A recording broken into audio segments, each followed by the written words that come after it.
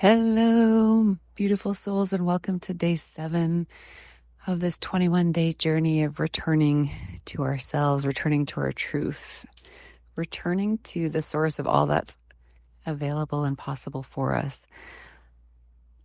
As of this recording, it's Monday, so it's a fresh new week. So inviting you to take a moment to really consider the freshness of it and all that might be available to you if we step out of our preconceived conceptions, if we step out of the idea that our week, our days are prescribed and they're routine, what else might be available to us?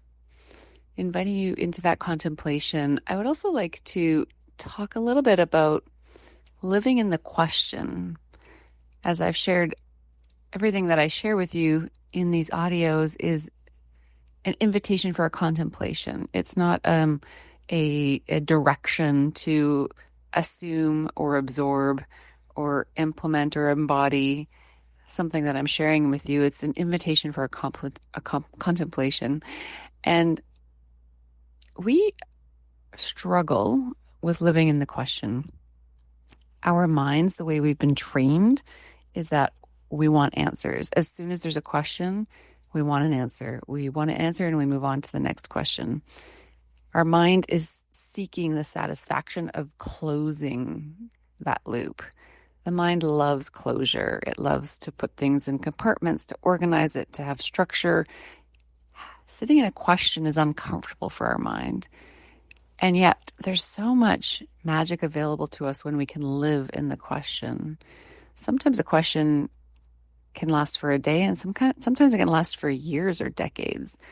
When you think about who you are and what you offer on this planet, this is one thing that really tripped me up when I was going to university. Is it seemed like everyone knew what they wanted to do with life, and I had no idea. And at the time, I was really wanting an answer. I wanted to know this was going to be the career, and this is what I was going to do, and this is who I was going to be. And it frustrated me, and it made me feel like there was something wrong in that I didn't know. And still today, I don't know. I always joke with people, I'm still trying to figure out what I want to be when I grow up. And yet now I have the discernment to say, well, maybe that's a beautiful life. Contemplation and exploration of who I am and what I can offer. Maybe it's not a closed door of this is it and this is what I'm going to do for the rest of my life. And maybe it's beautiful for those who do have an answer early on and they know right away what they want to do and who they are. But what if it's okay to live in that question? So inviting you to look at, to contemplate and to question where you're not willing to live in the question. There's a magic that opens up when we can live in a question. Regardless of your beliefs, there are ways that guidance and information can drop into us, that we can receive it. Whether you believe it's coming from your mind or from a higher power, from unseen forces. When we live in the question, it allows guidance to come in. It allows direction to come in. It allows information to come in. It allows intelligence to come in. It allows medicine to come in. So where can you hold the question a little bit longer? And when you think about all of the contemplations that I've been offering you, those are opportunities to be in the question, to go through your day in the question of that contemplation. Wonder what this might look like for me. Let me try it on. How might it be different for me than the way that she's sharing it? And can you sit in the question? And can you really contemplate the beauty and the magic and the intelligence that the question can invite in? I also want to talk a little bit about fear today, because fear is a really important component of us deepening our awareness of ourselves, the consciousness of ourselves, reclaiming our power in our lives. And the interesting thing about fear, so we have fears that are truly substantiated. So if I am being chased by a predator and I have fear, that is a very substantiated fear, and is something that I want to respect and I want to follow and adhere to. And at the same time, we are all living with a lot of fear that is not substantiated. Our bodies have been wired with this fear back to the times that we required that instinct to survive. And it's not required in the same fashion, but it's still part of our DNA. And today what happens is that we live with a lot of fear in an effort for our body or being to protect us. And yet it's not substantiated. And as I was contemplating this, I knew that I wanted to talk about this. I remembered a time when I didn't yet have my daughter, and I was trying to conceive. And in hindsight, it didn't take me too long to conceive, but it felt like forever at the time. It took, I think, a year and a half. And when I was going through that period, I was working with somebody, and she said to me, write out all your fears that you have of being a mother. And so I wrote them all out. And a year or two ago, I came across that list. And I was afraid of my body changing. I was afraid of losing my freedom. I was afraid of losing my social life. I was afraid of losing intimacy with my husband. I was afraid of losing sleep. I was afraid of my career being impacted, those types of things. And when I was 6 years post giving birth, at the time that I came across this list, I went through the list and I was like, wow, like not one of those things came true. I was living in this heavy paradigm of fear over what might come having a child, and not one of those things came true. There were moments, of course, of, not having enough sleep or my body changing, but they were fleeting moments, really. It hasn't been my experience. Any of those things that I was afraid of were not my experience, and yet so much of my energy was being sucked into that fear.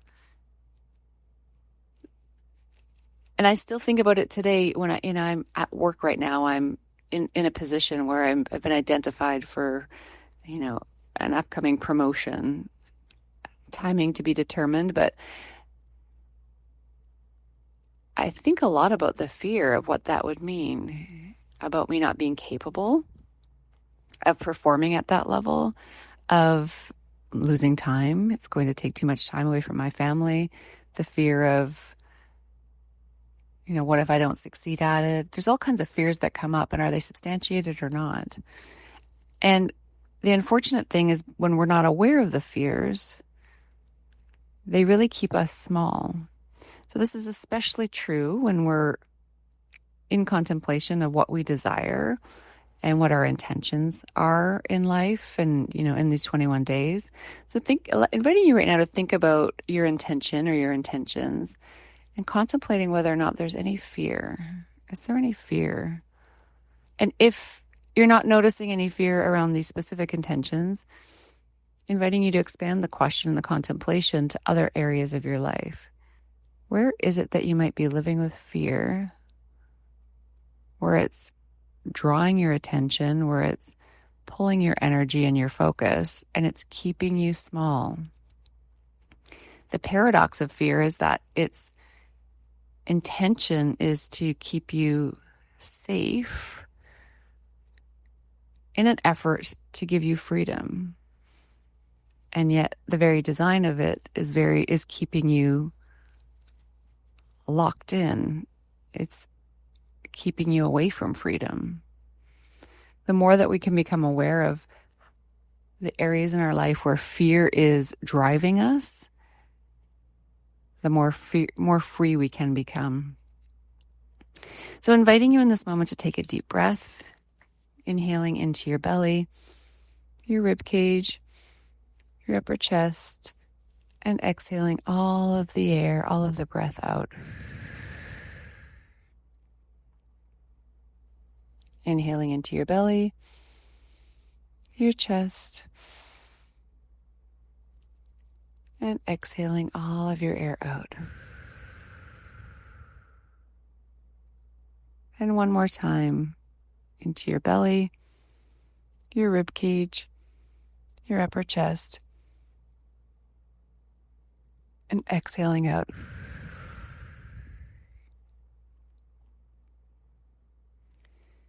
Inviting you in this moment to call to mind your intentions, your intention, bringing it into your consciousness, seeing it in front of you, around you, within you. Just calling it to your mind. Acknowledging it there, acknowledging that it's come into your life for a reason, this desire.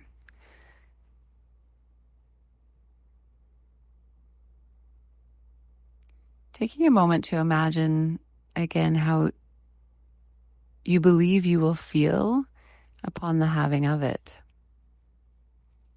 What is that feeling? What is that emotion? Just seeing if you can anchor that feeling or emotion in. How does it feel in your body? Where is it in your body? Breathing deeply into that feeling, that emotion.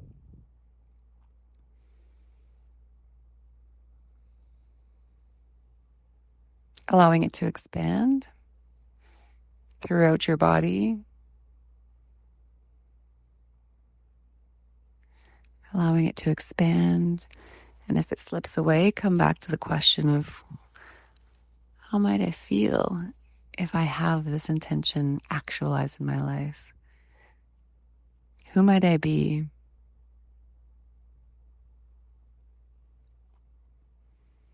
Allowing the feeling to expand through your body, and if it feels comfortable, to expand beyond your body as far as you feel safe, allowing it to expand. It might be a foot beyond your body. It might be all the way through the universe and beyond. Just seeing what's comfortable for you. And from this state, noticing any fears that you have around this intention, this desire. What fears have you been living with? Just calling them to mind.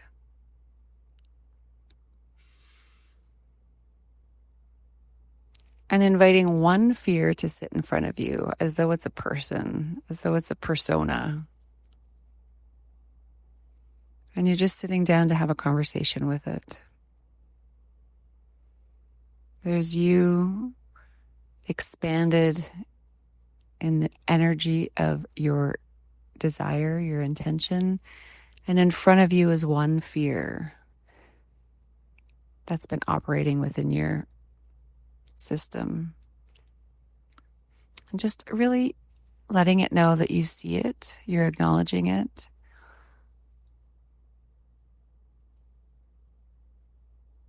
And letting it know that you know it's here to protect you. You know that its intention is valid. Its intention is in your favor. So you see it. You acknowledge it.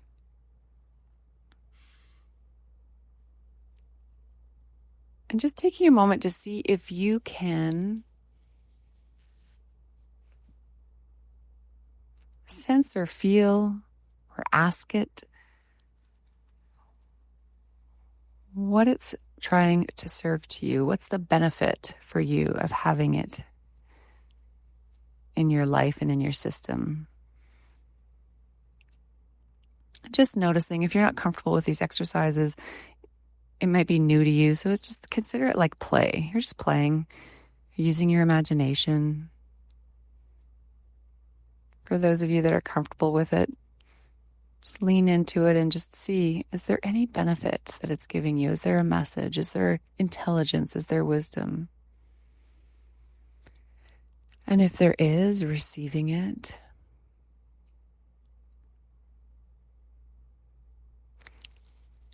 with it being outside of your body and in front of you, inviting you to imagine, who are you without this fear?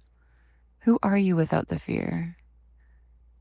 What's your identity without the fear? What version of you do you become without this fear in your system?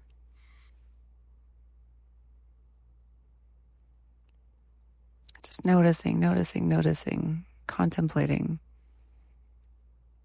How do you walk? How do you talk? How do you enter a room? How do you approach your desires without this fear?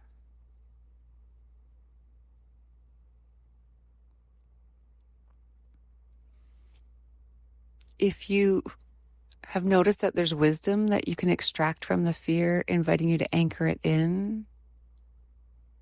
If you truly believe that there is a benefit for you to keep this fear in your system, you allow it to integrate back into you.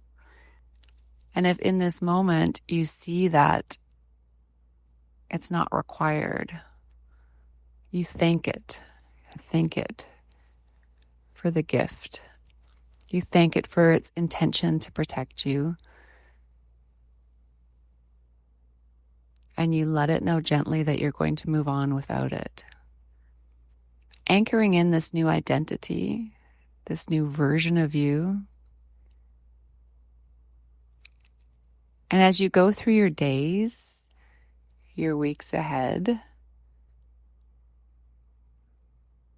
recalling this fear from time to time, seeing if it's still within your system and if you want to retain it in your system, or if it's outside of your system and you've decided to detach from it. It's your choice. And you are the only one that knows. Inviting you to anchor in and embody this new identity, this new version of you, with or without the fear, in an empowered way. Thank you so much. I hope you have the most incredible day. I'm available if you want to reach out with any questions, and I will talk to you tomorrow. Bye.